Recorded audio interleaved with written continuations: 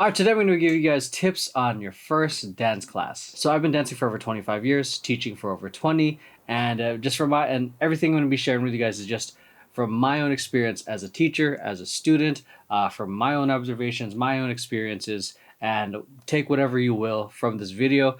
I just hope it helps. Okay, so the first tip that I want to share with you guys when it comes to taking your first ever dance class, and this is specifically towards dance class, like actually in-person dance classes you're going into the studio, because I know you can learn a lot of stuff online now. The first thing I would honestly say is get there early. So one of the reasons I actually like get into a studio early is so that initial shock of new information can kind of wear off. I can figure out where the essentials are. Bathroom, is there a water fountain, vending machines, is there paperwork, is like handling the payments, how long the lines are. A lot of dance studios are different, going from Millennium to mom and pop, more traditional dance studios. So get there early, get used to the environment, because eventually it starts to feel a little more like home. So that way, when you can actually get to the class, it feels a little bit more familiar, and you're not having to feel overly stimulated. And not only that, if the instructor is there early, you can probably talk to them if you're a social person.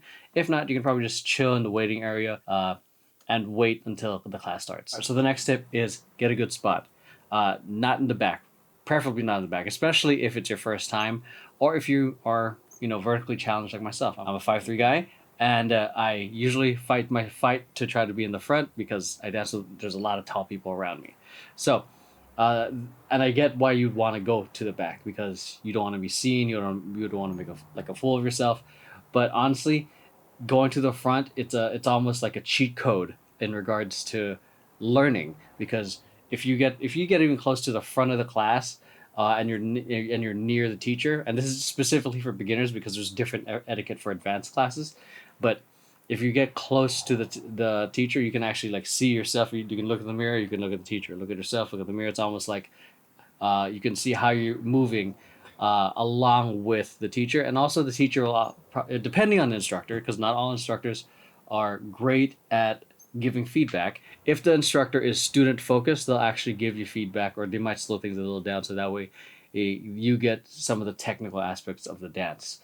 They may not always address you directly, but like from my experience, when I see students having a hard time with a specific pattern, they don't necessarily have to show it. I'll notice something happens, and we'll do like a few more times, and before moving on. The goal, at least if it's a student focused instructor and they're not trying to teach for filming and whatnot, they'll make sure that you get it. Get a good spot near the teacher, kind of near the front, and since it's your first time, I would say let that be home for a bit. Like if you take your first class, if it's your first class there, you come next week and the next coming weeks, try to go to that spot just again to feel a little bit familiar. Once you've been going there, say almost like maybe a month, try moving around whenever you get the chance, just to challenge yourself mentally when it comes to learning the dance, in terms of either pickup or technique. Again, it depends on the type of class you're going with as well. I'm keeping this kind of general. I'm just assuming it's a beginning hip hop dance class. Next tip is look at the mirror to look at the teacher. Don't look directly at the teacher. This is something that I've noticed from privates, teaching beginners, of all ages. When they're like, say you're standing next to me, there's a habit of like, say this is the teacher like right in front of me. They're looking at like that, and they're staring at me, and they're trying to like do the thing. And I'm like, it doesn't help, because you're just only seeing like my back and my shoulder, or like with the back of my head. That's why you use the mirror to look at the teacher, because now you see the front, and now you see the details of what the teacher or the instructor is doing. It probably will feel weird, because I've been doing it so long, I forgot how it is to have to learn to shift gears like that, because obviously the person's there, you want to look at them, but use that so you can see the details. So don't look at the teacher, use the mirror to look at the teacher. Next tip, a lot of tips for this one. Next tip is look at the teacher, then yourself. Teacher, then yourself. Teacher, then yourself. The main reason like I like being up in front, or as much as possible near there, is I want to be able to compare and contrast how they're doing it versus how I'm doing it. This is where looking at the teacher to look at the mirror is going to be helpful. So if they're doing it on arm angle like this, or this, I don't know, like this, and my arms are like this, and I'm not looking, this is where like, oh, I use the mirror to look at the teacher. Oh, look at myself. Okay, my arms are a little bit more like that. That you use that, especially since a lot of beginning classes, at least from my experience, the way I like teaching, they aim to make sure that you understand the movement, and it's primarily to help build confidence for the student, because the last thing you want to do is throw an overly complex combo at the student and they're overwhelmed, because there's way too many details. Next tip is record yourself if you are allowed to. A lot of the classes here, or studios here in LA, as far as I'm aware, you're actually allowed to record yourself towards the end of class when they start doing groups or selects, where they film the whole combo and whatnot. I do know that there are some studios where they don't allow you to do that, so that way you just are present and focused with what you're learning, which I'm all for, because a lot of places, a lot of classes nowadays are too camera filming focused, and where the students have to have insane retention, and some people are just dressed balls to the wall for camera, which is cool because content, social media, marketing, all that stuff, confidence building for camera as well.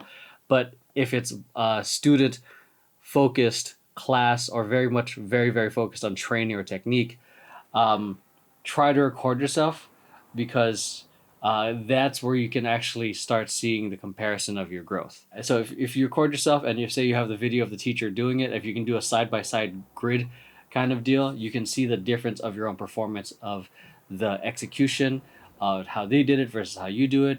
Or if it's just a video of yourself, you can, one, like kind of have a little nice memorabilia of your first dance class, acknowledge that this is not the end, it's just the first step, and don't be hard on yourself on that, because it's your first dance video. Just to give that a little bit of nuance before I move on. So, and if you're really trying to grow, you want to use that footage as game tape, as something to review. So and this is where you can start adding your own flavor of what you like. Say if it's from a combo, or say if it's like breaking, you can flip out, you can take a move and switch it in your own way. But the whole point of it is for you to be able to study yourself, because of one of the mistakes. Well, while I do agree that reps will help with the growth, because if you take a class between the beginning of the year towards the end of the year, for sure you'll grow. But if you want to grow faster, watch yourself, see where you can improve on, and do it again. Do it again at home. Do it again at the friggin' mall. I don't know. Find a way to practice outside of home. Again, I can go on and on about the benefits of recording yourself. I use it for my dance company. I use it for myself. And you can if you take this choreography that you learned from class, and then you practice it at home, and then you film it at home, you'll see a huge difference from class versus practicing at home. I guess that's where you can start even developing your taste when it comes to recording yourself. Like, oh, I didn't like how my arm moved here. I didn't like how my head moved here. I didn't like how low, how I wasn't that low. So what can I do to be a little lower in my levels, which is like bending my knees? Or I didn't like how my arm wasn't all the way bent, so I'm going to extend even more. So that's where you can kind of get a little bit analytical, but don't get to the point where you just hate every single second of it. The point of it is, like, it's a little bit of both. Like I'd say it's a little bit of a balancing act, because I have had dancers I've worked with where they got to the point where they were just overly critical and they were never satisfied with themselves. So it's a balancing act. Use it as a tool for improvement, not as a means of just critiquing and criticizing yourself. Next tip, if possible, is ask for feedback from the instructor. We see everyone. Just because you're hit in the fucking back somewhere doesn't mean like you're hidden and we can't see you. We're gonna see you. And if you want to grow and you want to get a little better, get some feedback. And you can be honest, like, this is my first class, and you'll be surprised how good you may possibly be with the class, or it may not be. I'm not trying to hype you up here and give you false expectations, but it kind of will help with, in terms of I'd say maybe validation, but feedback because it's very easy to take a class. Even myself, when I take a class that's a completely different style, and I can get in my own head, I'm like, oh, that wasn't very good. Am I even a dancer? Should I even keep going? It's probably similar for those who are first beginning. Like, if it's your first class and you leave and you're still uncertain, ask for feedback from the instructor. They'll be honest. They'll probably say like, "Oh yeah," they'll probably give you a little bit more detailed notes and thoughts, but most of the time they'll be very encouraging. Like as far as I know, I don't know many instructors that have said you should think of something else. I've at least for me, I'm pretty optimistic when it comes to giving feedback to students. Okay, so the next tip is say thank you to your instructor. You'll be surprised how many people just get up and leave right after class. This is a little bit more of a dance etiquette thing, but also helps. I would almost say helps build relationship with the instructor, especially if you like the way they teach, like how they present the information and how they are with the students, and because next time around they'll likely notice you, give you feedback, give you props. Um, yeah, and it's also just as a teacher myself, it's nice to get acknowledgement for the knowledge that I just shared for the past hour and a half to get you guys from point A to point B. Next tip for your first dance class is, I said it earlier, practice it at home. It's one thing to take what you learned at class and just leave it at that. It's fine. I've done that. But if you really want to embody the style of the choreography or even embody a style, jazz, breaking, locking, popping, or whatever it is, you got to take that and actually practice it at home, because in the studio you're learning. It's not exactly practicing. You're learning new material, and it's what you implement outside of that is what helps solidify what you've learned. And I said it earlier. You'll be surprised if you record yourself from when you recorded yourself in class, then you practice at home, maybe 4 or 5 times, maybe practice it for an hour, 2 hours. You'll be surprised about how much you can grow just by doing a little bit more. Because for sure, there's not a lot of people that are doing that.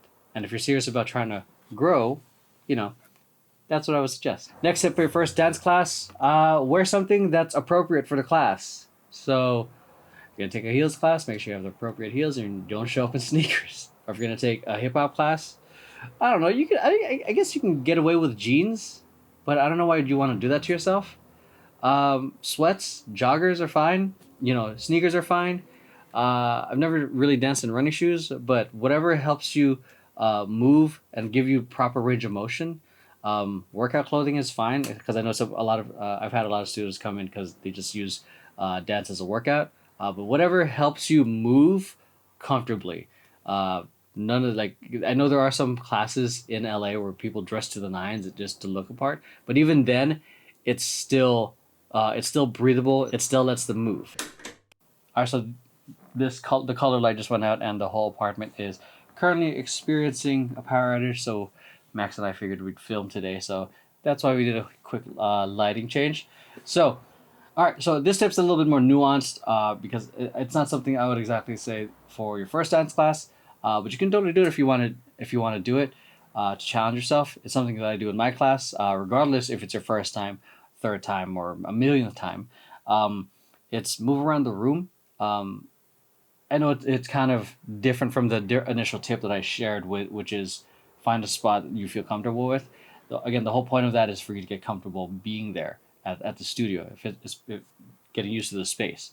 But once you get a little bit more experienced, move around because it's very easy to just get stuck in that one area. But then if you shift around and people start claiming it like it's their spot, but it's not. It's just a space in the room. If you move around, the whole experience kind of changes. It feels a little different. And the main reason I do this is to almost for lack of a better saying, mess with the students or meant to challenge the students with the material that they're learning. Again, the main reason I do this is it's a mini stress test of how well you've learned the material. Because the way I view it is you can practice the same routine all the livelong day, but it's very different once you hit the on stage. And if you haven't had an opportunity to kind of stress test it in front of an audience, you don't want your mistakes and whatnot to show up on stage when you didn't get an opportunity to stress test it. Same thing with even battling. You can practice the moves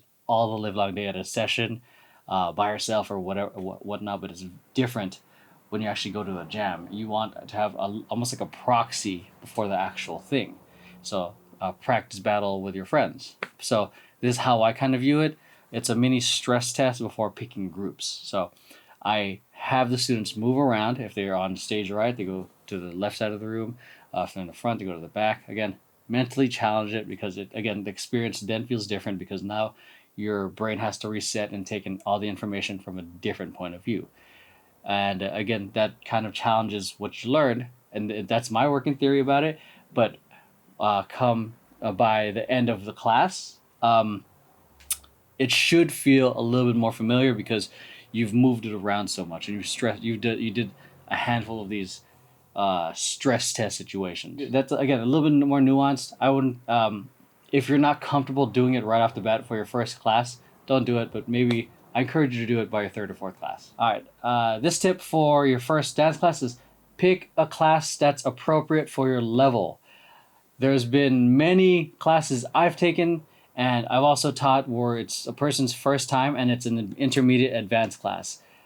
That's going to kick your ass, and it's also going to hold the other students back, because the teacher is now trying to some teachers will try to accommodate to your level, and it's almost I'd almost say selfish to a certain degree, because you want to be at level 50, where your favorite dancer, performer, K-pop artist, idol, whoever it is, and you want to get to that level right off the bat, and you don't have the foundation yet. And then because you're struggling, the teacher wants to accommodate for you, but the thing is, you're slowing down the class, and it's kind of frustrating the other students who are trying to get better. I know in some studios that I've taken class at, if you're a beginner and you take an advanced class, they're not slowing down for you. You better keep up. So, I think that's probably the worst first experiences to take a class, to feel overwhelmed, to feel the clear gap of skill of someone who's at level 50, level 100 versus your level 1. And I don't know what your intent is with taking your first dance class. If you're trying to go pro, if it's a hobby, if you're just trying to use it to get fit. Take a class that's appropriate for you. The last thing I would want for you is to feel overwhelmed on your first class. And there's nothing wrong with being a beginner. I take beginning classes. I took a beginning acro class at my girlfriend's studio, where there's a whole bunch of kids that are kicking my ass, and it's humbling. But I don't have the same foundation they do, and the foundation that I learned from that helped me with my breaking. So there's absolutely nothing wrong with being a beginner. It's kind of nice, because you're not trying to overanalyzing. It's kind of new information. At least that's how I like to approach it. And if you feel like you can go a little into a higher level, that's where getting feedback from the instructor would be helpful. Next tip for your first dance class is ask questions. If you're lost, if you don't know how a move is, if you're uncertain, just ask. I know in school, for a lot of us, raising your hand for questions, it was a little demonized, because you're like, oh, you don't get it, you're dumb. But it's going to help you. And it took me a long time to get over the fact that if I didn't know it, ask, because then it helped me understand the material better. If you don't say anything, they're just going to assume you got it, even though visibly you do not. And then you're stressed, trying to figure it out during class. Eventually you'll probably get it, but you'll probably expedite that stress, or just even remove it, of 10 minutes of trying to figure it out just by asking. So ask questions. Next tip for taking your first dance class. This tip's a little bit more nuanced, or a little bit more technical. When you are learning the material, when they're doing it slow, try to extend as much as possible. So if they do a hand up, don't do this. Try to go, and then again, this goes back to you looking at the teacher than yourself. Extend a little bit more, push your chest out a little bit more, push a little bit more. Don't just, this is one of the things I noticed, if I say look up, people just do this. They use their fucking eyes. And I didn't, which is technically right. But when it comes to the movement, when I say look up, and I say chin up, some people do this. See that? Just a small difference. I want, for you, I would assume some of the beginning classes are more bigger, full movements. So try to go extend all the way up. If there's a head tilt a little bit more. You heard my neck crack? That was nice. Okay, so, or if their hands are here, don't be doing this shit. Half-ass looks terrible if you're trying to. This looks worse. Extend.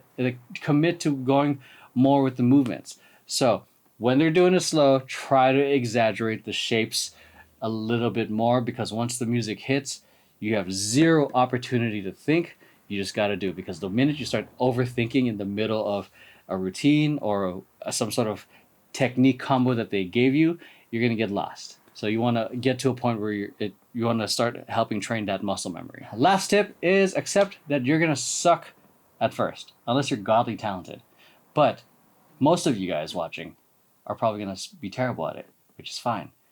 Dancing is a skill, which means the more you do it, the better you get.